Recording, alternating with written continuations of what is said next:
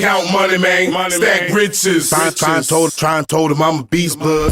What's up, gang? Welcome back to another episode of the GRINDcast. Get ready. It's a new day. 6 things off the top I wanted to talk to you about on leveling up. And so number 1 is preparation over passion.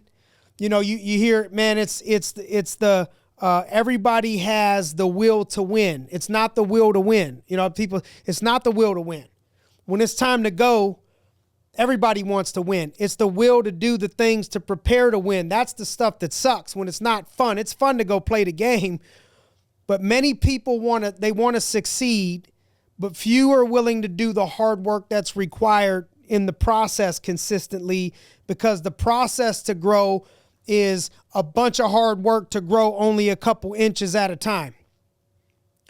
Right? So it's a bunch of hard work. It may be a whole month worth of driving, sweating, grinding, failing, mentally talking yourself, making sacrifices, and you grew just a little bit. Right? And that's what I think discourages people. And so passion provides the motivation, but the preparation is what's going to build you the skills and the resilience needed to win. And so regardless of what it is, whether it's sports or it's business or it's sales, can you spend time repping, preparing over and over and over again to develop your skill set and to do all the things in the process that isn't fun to get that fun result. The second thing is discipline and consistency, the cousins. You know what I'm saying? Those are first cousins. You know, you got cousins, you got second cousins, third cousins. Your first cousins is discipline and consistency. Those are like brothers and sisters or twins, okay? Discipline and consistency is going to be necessary in order to win. Winning requires like a daily commitment to doing the small things that are often unglamorous, like things that aren't cute. They're not sexy tasks that lead to mastery of what it is that you're trying to master. And so that success is a result of consistent effort, consistency over time. Okay, that's key, over time, not consistency for a month. I see so many people, man, they'll go out there, they'll go hard for a month, they'll go hard for a week. To win, you're going to have to be consistent, and that's why you got to make it a lifestyle, because it can't just be something that we do for a week that, oh man, I just can't wait till this is done. Let me do it hard for 2 months. Just make it a lifestyle. We're just about to do it. Because it's going to be that daily commitment to doing those small things, those tedious things, over and over and over again with consistency. That's going to get you to greatness. Number 3, focus on the process, not just the outcome. You could get demotivated in the process if you want that return right now. You got to make an investment. The process is making an investment that compounds over the course of time. But just like the stock market, just like the market could go up, the market could go down. But if you invest over the long term, if you consistently cost dollar average, the trends say that 10 years later, it's going to be way higher than it was today. And so that's called the process. People that are focused on the outcome, they can't handle that stuff. Oh man, the minute that it goes down, I got to pull all my money out. The minute it goes up, I'm excited. You can't just try to time it. This success thing. The success thing, all you could do is control the process, put the work into it. Outcome's going to come. While the winning of whatever it is that you're trying to pursue is the ultimate goal, where you really got to win is in the process. The process of preparing, learning, training, adapting, all that stuff is where the growth is going to happen. Number 4, mental and emotional readiness. The preparation isn't just physical. It involves mental and emotional conditioning, visualizing success, managing setbacks. Those things are crucial components. You're going to have setbacks in your process. That's why it's mental and emotional. Can you stay motivated when you're doing everything that you could do in the process and then you get injured? You get hurt. So it sets you back 3 months, set you back 2 months. You could get hurt in business and you could be out for 6 months. It could set your business back 6 months. It could set your business back a year. You could get injured in sports and tear your Achilles and set you back 6 months, 9 months. It could set you back a year. You miss a whole season. Can you handle the emotional and mental grind of getting better? Right? That's emotional conditioning, because you got to be able to manage setbacks if we're going to move forward. You hear the term, everybody likes hearing the term, it's catchy. A setback is only a setup for a comeback. Oh man, we love hearing that. But when you got to do it, it sucks. A setback, well, that means you got to deal with the setback.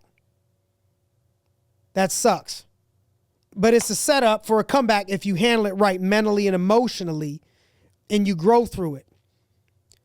Even the focus of can you go and have a plan? Like most people don't even have a plan, but then the people that have a plan, the action plan, sometimes they lack in actually consistently doing what that action plan says to do with consistency or the focus. My son's young right now. He's 7. He's wrestling. And I'm like, man, I want you to be the kid. When I'm going to watch you and I want you to pay attention to the coach, because there's kids all over the place. Coach is explaining stuff. Kids are jumping on the wall. And I'm like, hey, I want you to look. I want to see you in the front. I want your eyes locked in with your coach. I want you locked in, paying the most attention. And I want you to go with the right partners that are focused.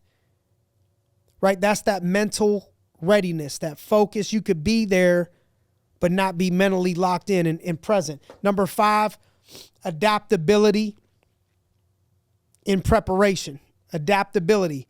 So preparing to win includes staying flexible and being willing to adjust to strategies and circumstances as things change. Okay? And so a lot of people, they don't evolve. They don't adapt. They want to go with what it used to be like back in the olden days or back what it was. Listen, I miss some of the olden days too, but here we are. And so it's either adapt and evolve and grow or stay stagnant and die. And so you have to make sure that you're somebody that has that flexibility to go with the flow and to adapt. Like Bruce Lee says, be water. Right? Water can flow or it can crash. It can be whatever it needs to do to mold into that circumstance. We got to be like water, my friends, and just go with the flow and adapt and evolve with whatever is happening in the times, in your business, in your situation. Number 6, that competitive edge. Those who prepare consistently with focus and thoroughly do it, they usually outperform the people that are more naturally talented who lack the same commitment and preparation. We see it all the time. I see it in business all the time. Somebody comes in, they got all the skills, they got the education, they could talk, they got it all, but they won't prepare thoroughly. And so what happens is, because they're naturally gifted and talented, over time, the other people that maybe aren't as talented, but they got that commitment and they're committed to the preparation and the consistency, they end up passing those people up. And so that competitive edge is being competitive in your preparation, but just being competitive in general. I think I've watched and witnessed as I've aged and gotten older. You know, those of you that can't see me, you know, I've been bald forever, and I just decided to have a midlife crisis, and I got a fade, grew it out, got a beard. Okay, right now I got a little salt and pepper in there, you know, and so I'm getting older. And so what I've seen is with some people that get older is they lose that competitive drive. They lose that competitive nature. I got a family, I got this, I got that. I mean, that's great. So do I. I'm excited. I'm competitive. I want to try to see how I could be a better dad. I'm competitive. I want to see how I could be a better husband. I'm competitive to see how I could get more flexible. I don't care if you say you're going to get competitive with yourself or competitive with others, but you got to get competitive. Competition is what's going to continue to drive you to go to the next level. That competition. And so I just want to encourage you to not lose that competitive edge that you used to have. That drive that's more than money. That's just like, man, that pride, that chip on your shoulder that you can create. When you look back to the Michael Jordan, Kobe Bryant, Tom Brady, some of the best, they find a way to put a chip on their shoulder, even when they've won so much. It's that one comment that somebody says to them. It's that one quote. It's that one journalist. It's that one thing that somebody said that they didn't believe in them. It's that one thing that now they just create that whole narrative in their mind. Now they got something to go out there and be competitive and to chase. So go back to that competitive drive. If you lost it, let's get competitive with yourself if you have to. Be better than you were last month in other areas. Find things that pull and what I've learned is, if you want things to work out for you on the field, you got to treat things like that off the field. If you push yourself hard off the field of business, you'll push yourself hard in the field of business. If you get through adversity and put yourself in adversity in situations off the field, it makes it easier for you to get through obstacles and adversity in the field. Like, push yourself. Give you some examples. Like, I try to, when I get in a sauna, I make it hot, super hot, to where, man, those last 5 minutes, 10 minutes, I'm trying to, like, man, I can't wait to get out of here. It's so hot.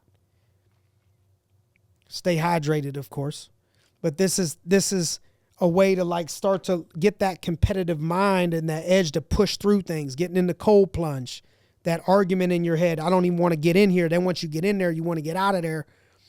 Winning that conversation, training your mind to let the body do what it's capable of doing, and getting your mind to overcome some of those things helps you when you get out of there and you walk in life. You start to learn, all right, my mind can control these things. I can control my body with my breath, with my mind, with these things. Oh man, I got myself to do this workout I didn't want to do, but I did it and I pushed myself to my limits and I feel so good. Don't you feel good when you do something you don't want to do and you know you need to do it and you push yourself to the extreme? Don't you feel good? How does that make you feel? And then you take it into work with you and then you start crushing it.